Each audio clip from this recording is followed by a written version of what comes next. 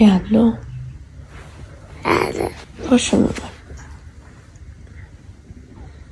پاشو آماده شو بریم صبحونه بخورم کجا بریم؟ مدرسه باش.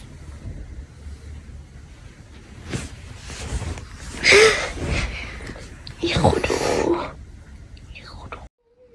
حالا چرا انقدر خوشحالی؟ مدرسه دیگه روز اول مدرسه همه. خوشحالی؟ آره.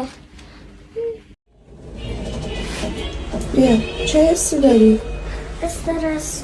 چرا استرس داری ماما؟ من روز اول مدرسه خیلی استرس